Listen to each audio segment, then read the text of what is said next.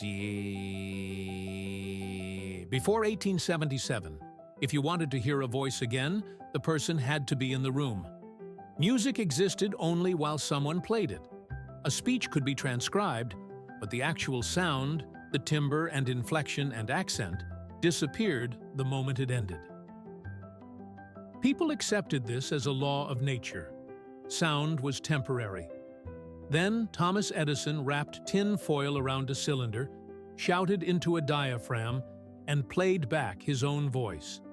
For the first time in human history, a moment of sound could be stored, carried across distance, and heard again exactly as it occurred. Edison filed the phonograph patent in 1877, but the breakthrough emerged from a different problem. He had been working on improving the telegraph and the telephone, systems that transmitted sound as electrical signals in real time. What he needed was a way to record those signals so telegraph messages could be archived or replayed without a live operator.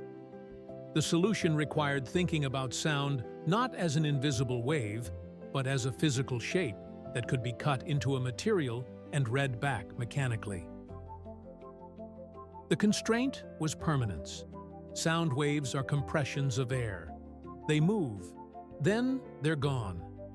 To make sound repeatable, Edison needed a medium that would accept a physical impression of those vibrations, hold that shape reliably, and allow a stylus to trace the groove and vibrate in the same pattern during playback.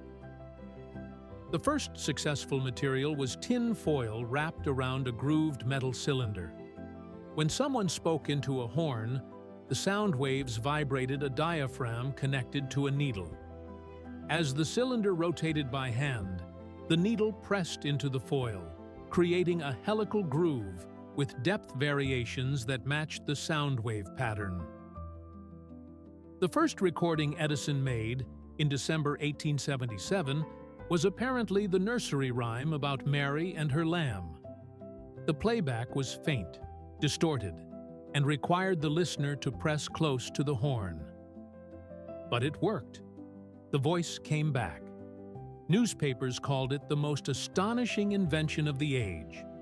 Not because it sounded good, but because it violated the assumption that sound had to be live.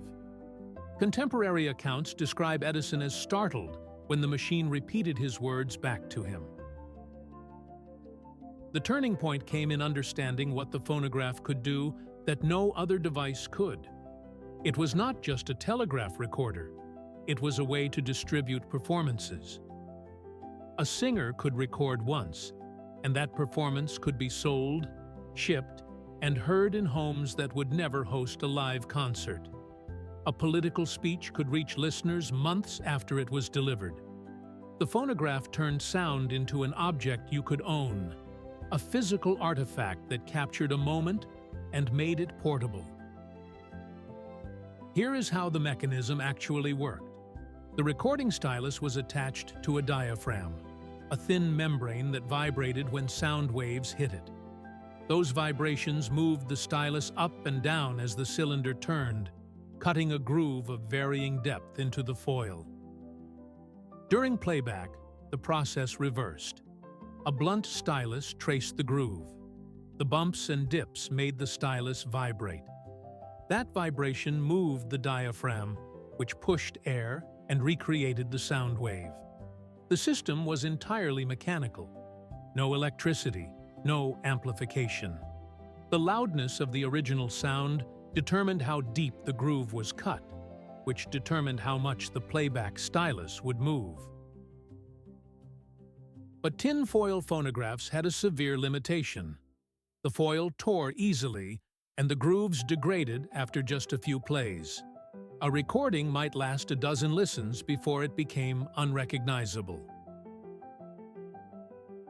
Alexander Graham Bell's Volta Laboratory recognized this and spent the early 1880s developing improvements. They replaced tinfoil with wax-coated cardboard cylinders, which were far more durable and could withstand repeated playback without destroying the recording.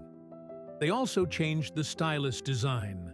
cutting side to side in a helical pattern instead of up and down, which reduced wear on both the groove and the needle. They called their version the Gramophone. Edison, who had moved on to electric lighting, returned to the phonograph work and adopted wax cylinders himself by 1888, incorporating many of the Volta Laboratory's refinements into his own commercial models.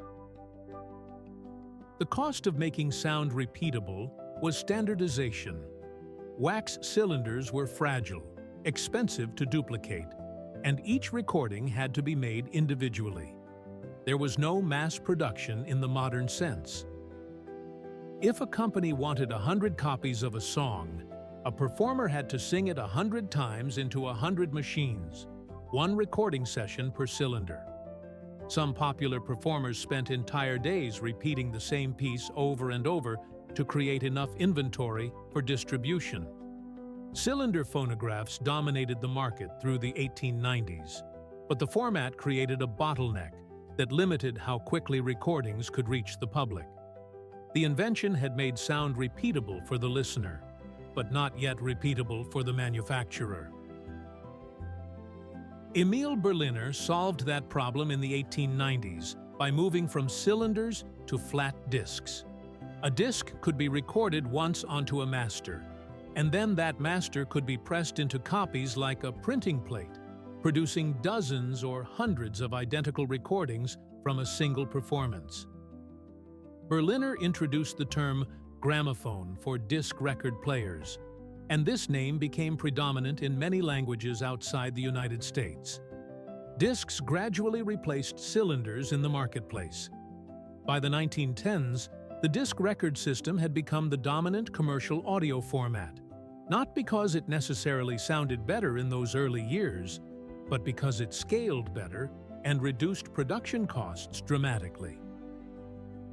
There is an unresolved tension in how we talk about the phonograph. Edison is credited with the invention in 1877, but the device that actually entered households and shaped the recording industry was a product of decades of incremental changes by multiple inventors working in parallel and building on each other's designs.